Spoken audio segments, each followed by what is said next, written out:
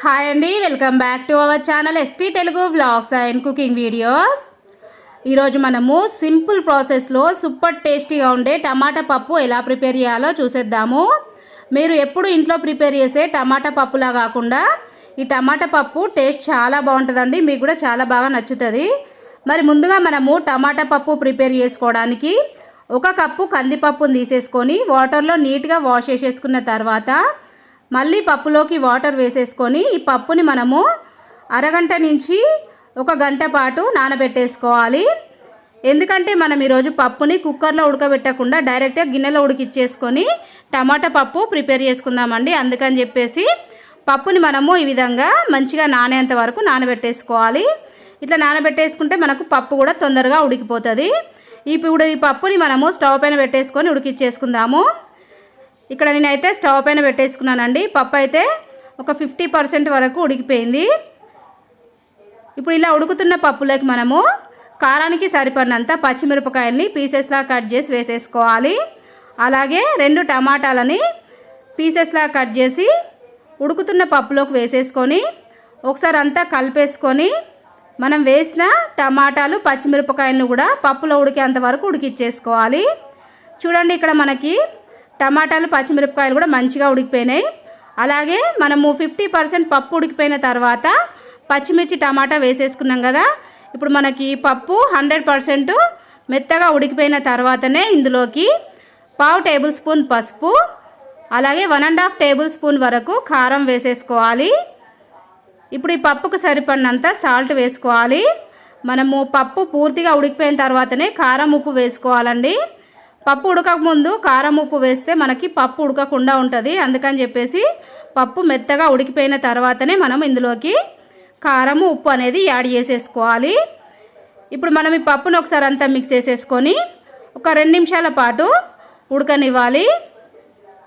ఇప్పుడు మనము పప్పు 2 నిమిషాలు ఉడికించేసుకున్న తర్వాత కన్సిస్టెన్సీకి సరిపడినంత వాటర్ వేసేసుకోవాలి. నేనైతే 1 గ్లాస్ వాటర్ వేసేసుకొని ఒకసారి అంతా కలిపేసుకున్నానండి. ఎందుకంటే మనకి పప్పు చల్లారిపోయిన తర్వాత చిక్కగా అయిపోతుంది కాబట్టి మళ్ళీ వాటర్ వేసేసుకొని ఒక 2 నిమిషాల పాటు ఉడకనివ్వాలి.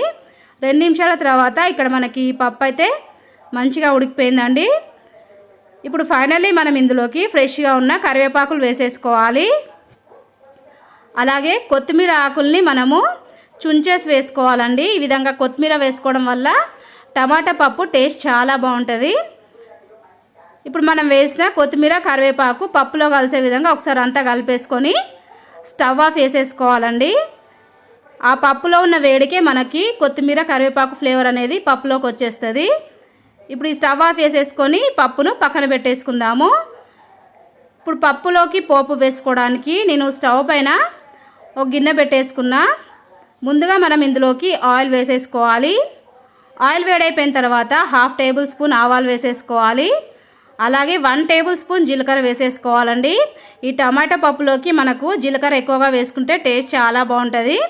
జీలకర్ర వేగిపోయిన తర్వాత ఇందులోకి 7 నుంచి 8 వరకు వెల్లుల్లిపాయల్ని క్రష్ చేసేసి పోపులోకి వేసేసుకోవాలి. పొట్టుతో సహా వేసేసుకోవాలండి. ఇట్లా వెల్లుల్లిపాయలు వేసేసుకున్న తర్వాత ఒకసారి అంతా కలుపుకుంటూ వెల్లుల్లిపాయలు మంచి గోల్డెన్ కలర్ వచ్చేంత వరకు ఫ్రై చేసుకోవాలి. వెల్లుల్లిపాయలు గోల్డెన్ కలర్లోకి వచ్చేసిన తర్వాత ఇప్పుడు ఇందులోకి మనము ఫ్రెష్గా ఉన్న కరివేపాకు వేసేసుకోవాలి. మనము ఈ పప్పు ప్రిపేర్ చేసుకునేటప్పుడు కొత్తిమీర కరివేపాకు ఫ్రెష్గా ఉంది వేసుకుంటే టేస్ట్ చాలా బాగుంటుందండి. ఇప్పుడు మనము వేసుకున్న కరివేపాకును కూడా పోపులో వేగేంత వరకు కాసేపు ఫ్రై చేసేసుకోవాలి. పోపు కరెక్ట్గా వేసేసుకుంటే మనకు పప్పు టేస్ట్ అనేది చాలా బాగుంటుందండి. ఇక్కడ మనకి పోపు రెడీ అయిపోయింది కదా. ఇలా ప్రిపేర్ చేసుకున్న పోపుని మనము పప్పులోకి వేసేసుకోవాలి. వేసుకున్న తర్వాత మనము 2 నిమిషాల పాటు మూత పెట్టేసుకోవాలండి. నేను మీకు చూపించడానికి కోసం అని చెప్పేసి మూత పెట్టట్లేదు. అంతేనండి, ఇక్కడ ఫైనల్లీ మనకి సూపర్ టేస్టీగా ఉండే టమాటా పప్పు అయితే రెడీ అయిపోయింది. చూసారు కదండి, సింపుల్ ప్రాసెస్లో మనం పప్పు ఎలా ప్రిపేర్ చేసేసుకున్నామో. అయితే ఈ పప్పుని మనము కుక్కర్లో కాకుండా ఈ విధంగా గిన్నెలో ఉడికిచ్చేసుకొని చేసుకుంటే టేస్ట్ చాలా బాగుంటుందండి. ఇలా ప్రిపేర్ చేసుకున్న పప్పు మనకి వైట్ రైస్లోకి అలాగే చపాతీలోకి చాలా బాగుంటుంది. ఒక్కసారి మీరు ఈ విధంగా టమాటా పప్పు ప్రిపేర్ చేసుకుంటే మళ్ళీ మీరు చేసే ప్రాసెస్లో కాకుండా నేను చెప్పినట్టుగానే ఇప్పుడు పప్పు ప్రిపేర్ చేసుకొని తింటారండి. అంత బాగుంటుంది అన్నమాట టేస్ట్.